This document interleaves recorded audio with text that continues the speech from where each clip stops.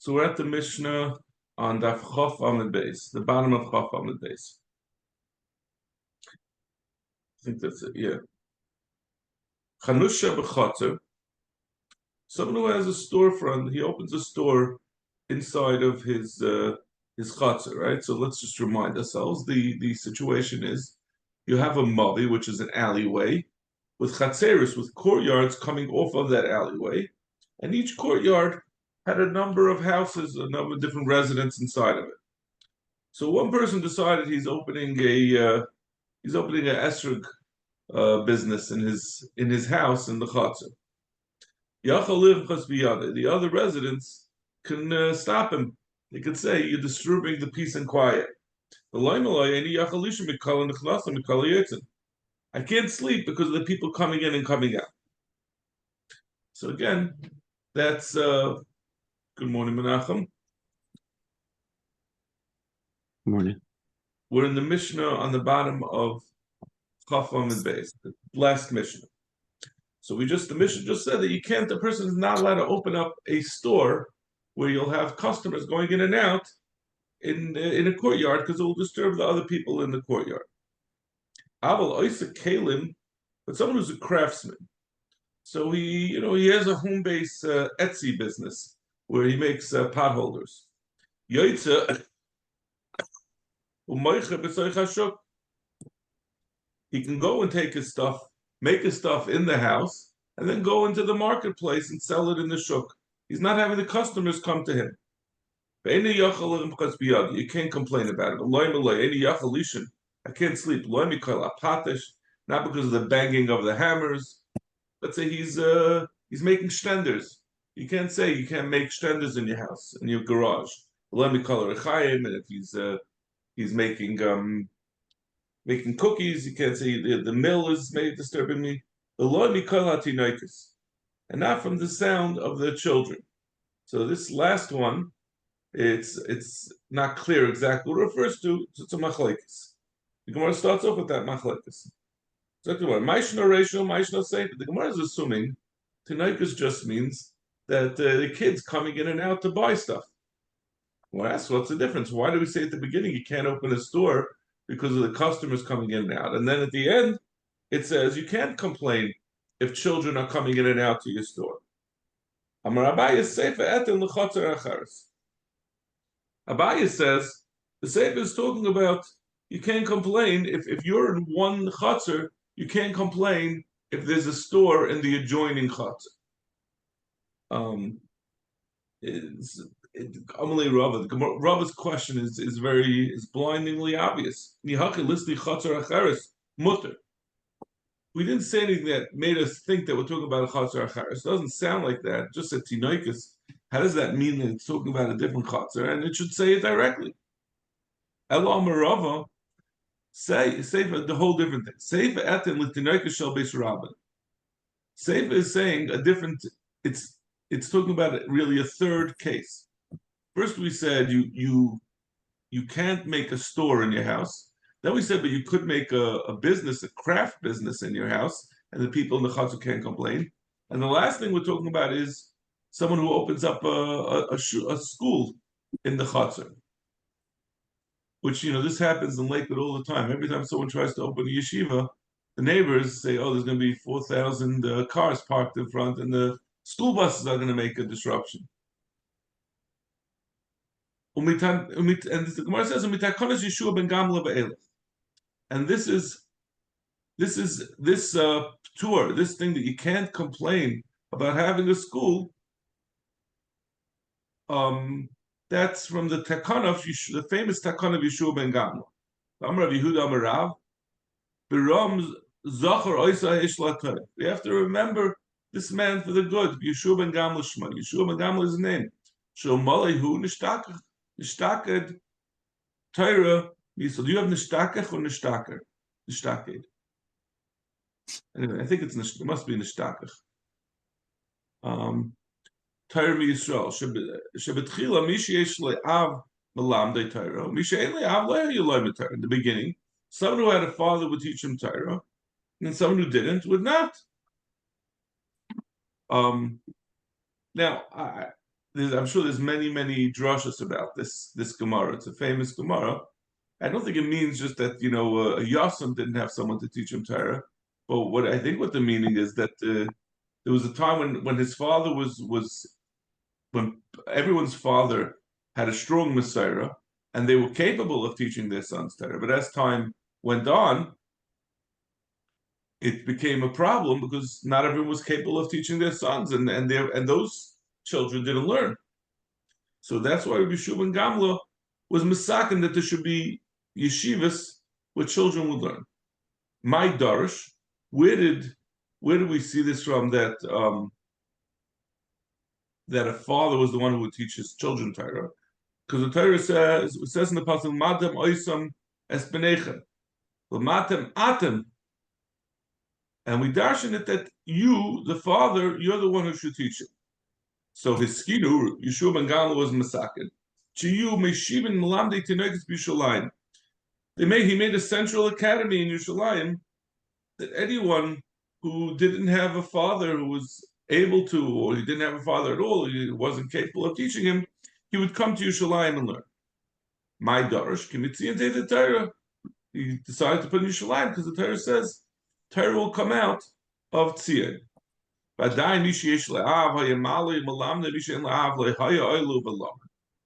was still not sufficient because not everyone even had a father, not just who was capable of teaching him, and not just that he had a father, but some people, fathers wouldn't even recognize that it was worth it to take their son all the way to Yerushalayim to learn.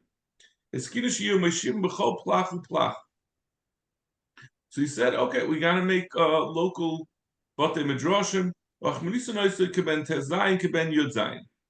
When the child would graduate from his father's ability to teach him weiter, when he was 16 or 17 years old, he would take him to Beis Medrash to learn. Umishahu Rabbi, Zakt Gemara, Umishahu Rabbi, Kayasalav Mabit Bay. But the problem was when you bring someone who's 16, 17 years old, if the child, this is his first exposure to learning outside of the home, he would rebel if he was sent to yeshiva at that point. V'yatza, and he would leave. Achi sheba Yeshua ben Gamla v'tikin sheyu meshiva melamdi tenekes b'chol medina b'chol ir v'ir. He said that you have to make schools for young children in every city. And you start children when they're 6 or 7 years old, so they're already malumid in the idea of learning in the yeshiva. Amalei Rav l'Rav Shmuel Bar Shilas. Ad shis le'tekabel. Become eilach kabel. You can't take a child to learn. He's not old enough until he turns 6 years old. At that point, you can move kabel into the school. But asvile ketura, and once he's 6, there's two pshatim. Rashi says that you force him like you force ox to plow. You yoke him to the Torah from when he's 6. The other pshatim that you stuff him with Torah the way you would stuff a cow to make it ready for eating. But in either case, from when they're 6, they're old enough, and at that point you start imposing on them that they must learn Torah. When you have to chastise a child, you can only hit him with a shoelace. The ka'ari. And the child who will learn. Very interesting. He says, if you have a child who's not really learning, you shouldn't send him out of the school. You leave him there in order that he should be there to be part of the cohort. There's different pshatim. I mean, some pshatim are that he should be there. By having everyone there, it will encourage the ones who are learning. They'll have their friends there, and they won't be tempted to leave when they see their friends are running free. I think the current way we would look at this Gemara is that he should be at Tzaf Sefer Chavet by remaining with his friends who are learning. It will be good for him as well. Meisvei.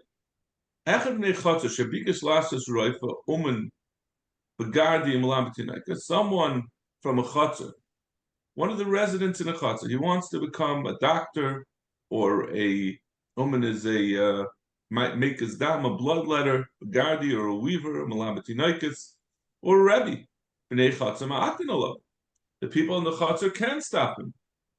So this is shver. We just said in our Mishnah, the last thing was tinoikis, and we just went through this whole Gemara that says it means that people in the chutzner cannot stop someone from being a rebbe. So why are we saying that they could stop him? We're talking about the Limudei Chayil Rebbe. He's opening up a Khan Academy type of thing. He's teaching math. That you could be ma'akev. There's no heter from Yeshua ben Gamla for the necessity of having schools. Toshma. Shnaim sheyeshim b'chotzer. Two people who share a chotzer. Ubikash echad mehem lasas roife v'uman v'gardi. And one of them, this is like the first time I'm using my Shas Gemara, and like the letters, it's 30 years old, and there's so many letters missing. So you have to excuse me if I misread a word. It's like it says over here, Lasis Ripa Yuman Gardi. But in any case, he wanted to become a doctor or a bloodletter or a weaver, Malamatinoikas, Haver Ma'akavalov. So you have the same problem. Again, this is the same thing, even though it's talking about where there's just two residents in the chutzner, it's talking about the same thing. It's talking about someone who wants to become a tutor in the Limudei Chayil. Tashma, Mishi Yeshlei Bayis b'chutzner hashutfin. One who has a house in a chutzner that's jointly owned. The chutzner is jointly owned. Hareza lo yaskirenu. He should have rented out loy l'roifa, not to a doctor, loy l'omen, and not to a makas dam, loy l'gadi, not a weaver, loy l'seifa Yehudi, loy l'seifa amroi, not to someone who teaches limudei kodesh, and not to someone who teaches limudei chayil. So we're saying over here explicitly, you can't be a rebbe, you can't open a yeshiva in the chutzner. Gemara says no. This is talking about someone who wants to open up the administrative office. This is someone who's the principal. He's the manal for the whole town.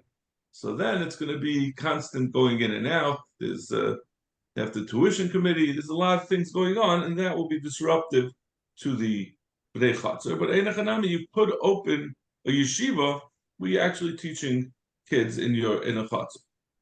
Amarav, b'takanish shu begamla v'elech, loy mamtinan yinuka mimasa l'masa. You don't send a child to go from one town to another. Meaning, if a kid is in, let's say, he's in Woodridge, and they have a yeshiva in Woodridge. You don't send the kid and say, oh, there's no room for you here. We're going to send you to Monticello to learn in Monticello. But if he's in Flatbush and he's learning in Chaim Berlin, and there's no room in Chaim Berlin, he can go to the Mir.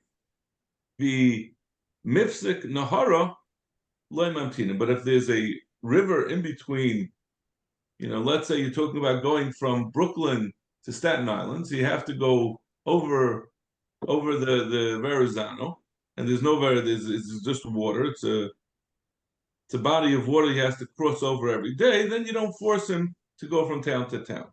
The Ikati Tura Mamtina. But if there is a bridge, then he does have to go. The Ikagam Loloy Mamtina. But if it's a rickety single board that crosses over the river, it's unsafe, and you don't force the child to travel to a different district. You have to make accommodations for him where he lives. But Amarava, Sach. This is you can imagine, this is a very controversial Gemara coming up. Amarava, Sach Mikri Dardiki Eser B'Chamishi Yenuka. The amount of that one Rebbe can have is 25 children.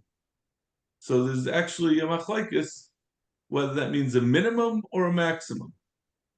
It means up to, or is that the ideal? Is the ideal 25? You could do at least 25, then you make a new school, but less than that you don't. or is it like what we would normally say, that no Rebbe should have more than 25 kids? The Ikka Chamshin must be in tray. If there are 50, then you make two classes out of it. The Ikka Arbain, and if there are 40, Mukminin Reish Duchna. You appoint a assistant to the Rebbe. Instead of opening a second class with 15 kids, you make an assistant. And this assistant is like he's one of the older children. So it's less, it's not as expensive as getting a new Rebbe, but you give him a little bit of a salary that the city chips in for. Amara, Hi Mikri Yanuka, the Garis, if there is a Rebbe who is who learns quickly, and there's another who learns more quickly. Now, the Garis wouldn't necessarily mean learn quickly, but we'll see from the context of the next Gemara that that's what it means. So if you have the original Rebbe learns a little bit more slowly, and there's another Rebbe who can teach more quickly. You don't say, oh, we're going to fire the first Rebbe and hire the faster Rebbe. Because maybe once you hire this new guy, he's going to say, "Oh, I'm the greatest." Let's see Rashi. Dom asi listrule, because it's an interesting theory. It's like 7 lines up from the bottom. Yispar belibai. This new Rebbe will be very proud of himself. She'en kamoisai. There's no one like him. Yisrashal menatinaikis, and he won't be motivated. Well, Yirash Shemi Salku. He won't be worried that he's going to lose his job. So, yeah, you see, the lesson I take from this is that a school is not a place for the Rebbe to feel comfortable. A Rebbe has to be motivated, and he has to have a fear that if he's not going to do the best job, it's not less important than someone who's a venture capitalist who worries every time he makes a deal that he's gonna lose everything. A Rebbe has to be motivated. A Rebbe who's not motivated, the Gemara says, he can't be a Rebbe. You have to try. It's too important to be lackadaisical about. You're being recorded. It's fine. I have no kids left, basically. My son's already going into 11th grade. Being a Rebbe is a lifetime appointment. Chaim Berlin, by the way, made I think 65 years old, a 70-year-old, 65 or 70 years old, that you're out. Is this a new thing? Like 3-4 years ago. Oh, okay. Because a few frucht handlers lost their jobs, so they're not just that. I mean, there were other terrific rebbeim. The problem is some were terrific, some were older, and some weren't terrific for a while. But it's hard to do anything about it. So they made this rule, and this way it's a rule for everyone. There's some rebbeim who are terrific at 65 or 75, whatever the number was, but if you make exceptions, then you're not going to be able to change anything. Anyway, the bottom line is that if you take it seriously, like the Gemara does, you can't say that it's a lifetime appointment and it's for the benefit of the Rebbe. It's for the benefit of the children. I don't think is anyone disagreeing with me. You just want to saying it. Do they give a package? Yeah, they were very generous. Okay. I think whatever it's something. This is Chaim Berlin. What about other yeshivas? Yeah, that's true. They definitely don't have a problem in that regard. Rav Dini min Ardoya said exactly the opposite. Kol shekain the garis tvei. It will certainly that if you get this new Rebbe, certainly he's going to learn more. Kina aside from Tarba Chachma, because Kina the competition will increase Chachma. Rashi says Kol shekain keshechashavenuhu yitin leiv lias lamed yafa. He's going to learn even more. Shedoye mikinasa chaverik. That he's going to be worried about the other person. Shesalku mipanav the one who was taken out, if he's going to slack off, the guy who lost his job is going to talk to everyone. You got this new guy, and he's not doing any better than I did. Well, you made a mistake. So that he's gonna always feel the pressure. The new guy who was put in, he's gonna feel the pressure, and he's gonna do even better. So he says you do replace the first Rebbe. Hani trei mikri dardiki. If you have two Rebbeim, Chad Garis Veloy Dayik, one who learns quicker, but he doesn't. He's not as careful. Rashi says the last Rashi Veloy Dayik Shaloimed Harbe Veloy Dayik Belimed Hatinoika Shaloy Yishtabshu. But he's not as careful to make sure that the children don't make mistakes. B'chad Dayik Veloy Garis, and the other one is very slow, but he's careful that they don't make mistakes. Masvinin Hahu de Garis Veloy Dayik. Surprisingly, you take the one who goes quicker, even though the children will make mistakes. Because even though children make mistakes, over time, naturally, they're going to realize the mistakes that they make and they'll correct them. So it's not what you were expecting, right? Expecting So the that other means way. Bekias wins over Be'iyim. Well, that's why I read the Rashi, because it's not Bekias and Be'iyim. It's more about like you're talking about teaching how to read.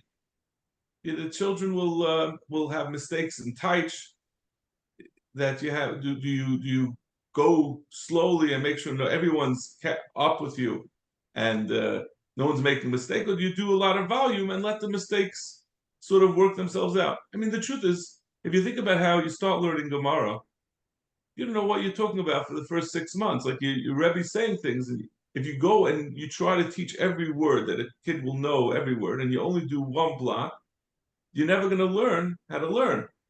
So it has to be a balance between covering ground and making sure everything is understood precisely right. So that's the first sheet. He says the other way around. But because the problem is, once a mistake is implanted by a child, it's not going to get out of his head. They sat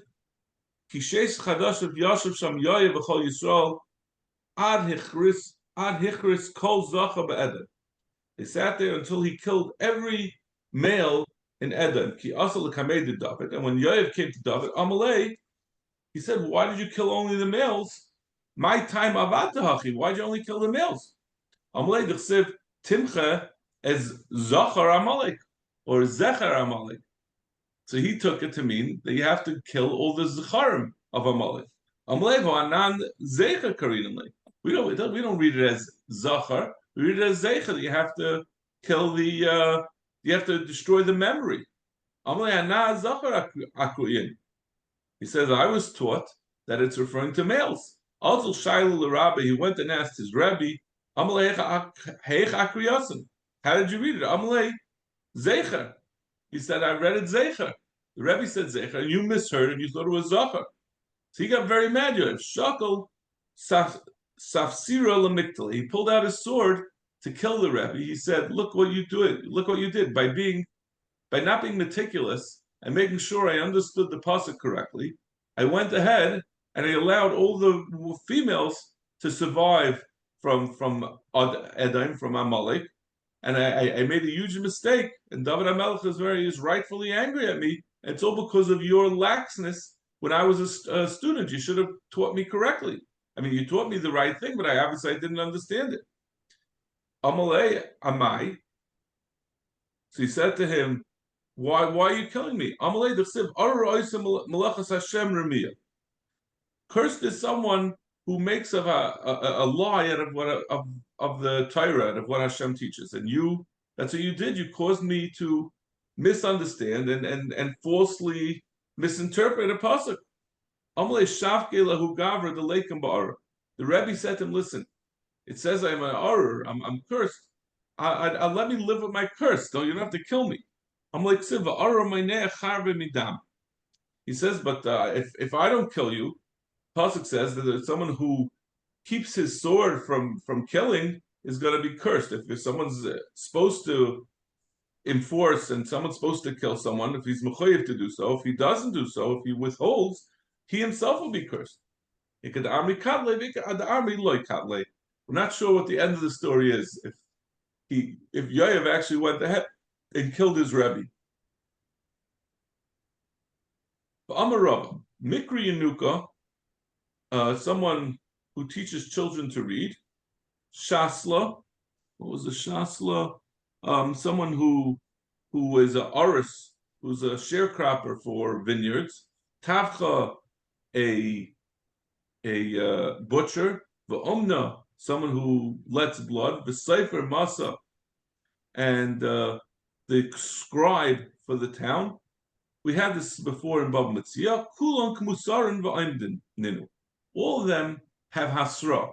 All these jobs are such that if you make a mistake, it's not reversible, right? Someone who teaches, like we just said, if you make a mistake, the mistake is implanted in the child. So if you make a mistake, you can lose your job immediately. There's no 3 strikes and you're out. Shasla is someone who does a vineyard. If he doesn't do it properly, the vines can't be fixed, and you're gonna have to start all over again. Tavcha, someone who messes up shechting a cow, so it can't be eaten. But umna, and make his dam, it's dangerous. You could kill someone. The Sefer Masa, again, a scribe, if he writes a star wrong and it's not recognized, there's no way to undo that.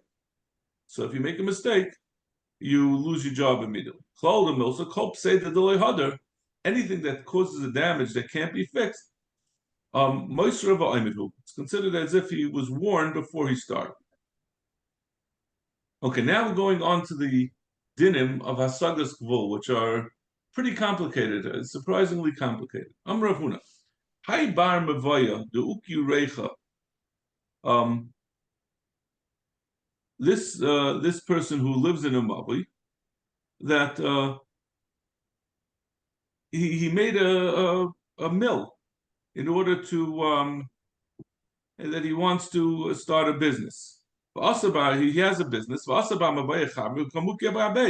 and he wants to open a competing business in the same courtyard.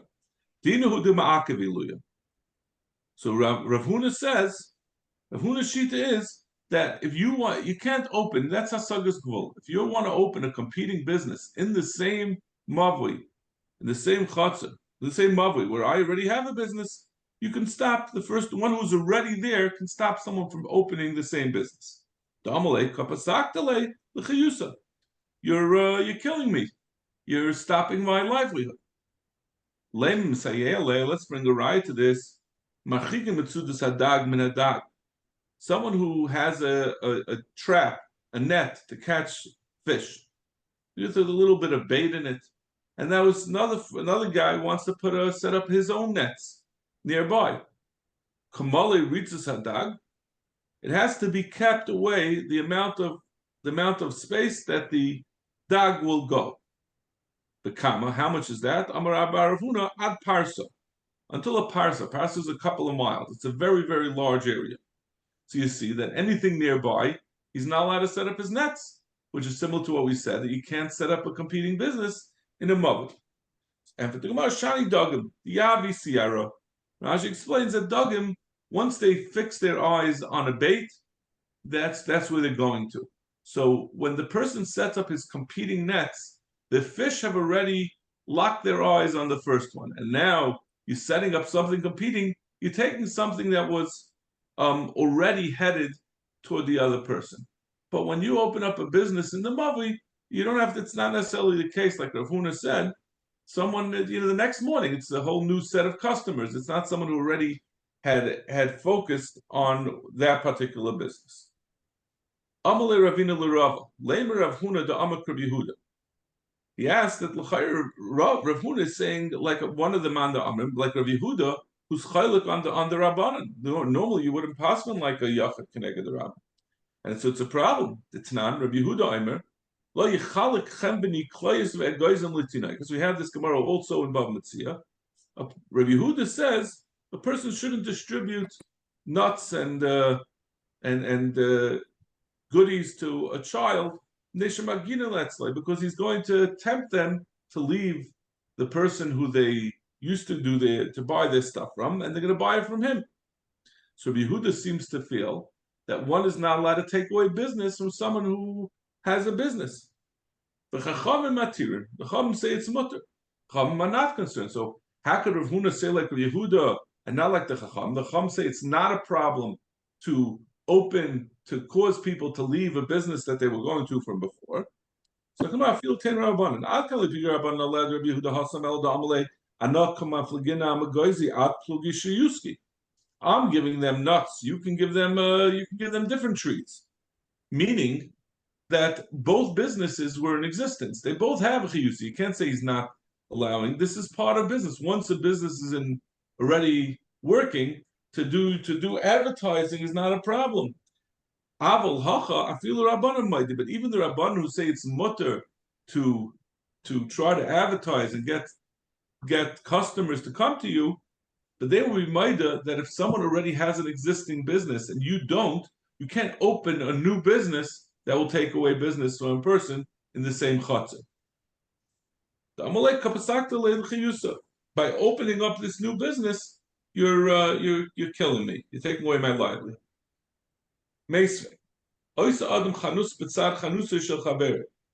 Person can open a store next to the store of his friend. And you can open up a washing house, a bathhouse next to his friend. And he can't stop. That he could tell him, I'm doing it by me and you're doing by you. I'm opening in my own property. So this is l'chayr, not like Rav Huna. Rav Huna said you could stop someone in the same chutzner. You can't say that what's yours is yours and what's mine is mine. Yeah, the truth is there is a ton like that, but there's also a ton of akar. A ton. One person who's a resident of a mavi can force another resident of a mavi that he shouldn't put amongst them. He shouldn't put amongst them a tailor, Evelay Bursky, and not a tanner, and not someone who teaches children. And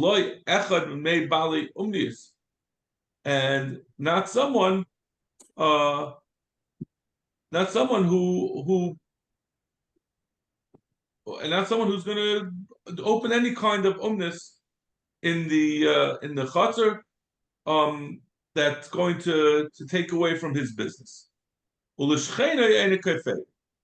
But for his neighbors, someone who lives amongst him, he could open up his business. I mean, the Tanakama says he can't stop him. Rabbi Shimon Gamliel disagrees that he says even for his neighbor, he can stop him. So you see that he's saying like Rav Huna. Rabbi Shimon Gamliel is saying like Rav Huna that someone can stop someone in the same mavui, even if he's someone who lives there, he could stop him from opening in his own chutzner. Am Rav Huna Brei of Yeshua Pshitali Bar Masa Achriti Matzi Ma'akev. If someone is coming from a different town who doesn't even live here and he wants to open up a competing store, you could stop him. This is even according to the Rabbanan who say that you can't stop someone who's a shachin, but if someone's coming from outside, you could stop him. B'shayach b'karva the hacha, but if he pays the taxes in this place, so he's he's like someone who lives in New Jersey and he works in Manhattan and he has to pay income tax in Manhattan, in New York taxes. So then he has the right to open up a competing store. You can't stop him because he's sufficiently tied. There's enough of a nexus that he is considered to be a resident for this purpose, that he's able to open up a competition. According to the Rabbanan, again, Rav Huna, who's saying like Rav Shimon Gamliel, would say you couldn't do it even in the same place, even if you're an actual neighbor. What about according to Rabbanan if they're both residents of the same mavi, the nafshe lematzi ma'akev? Then he can't stop him. Again, not like Rav Huna. Boy, Rav Huna, breder of Yeshua, bar mavaya achrina mai. According to the Rabbanan, who don't hold like Rav Huna, and they say that that someone who's a neighbor can open in the same mavui. What happens if a person who has a mavui next door, so he lives in the same city, but he doesn't live in the same mavui? Can he say, I don't want to open in my own mavui because everyone, make too much noise and everything, but I'll open then by the next mavui, even though Shmerel already has his business there. So Gemara Teku, we're not sure what the Rabbanon would say. Rav Huna would certainly not allow it, but the Rabbanon remains a question. Okay, we'll stop over here. Can I just ask you a Shaila? You could ask. I'm not going to know the halacha, but It's not a halacha, I'm just bothered.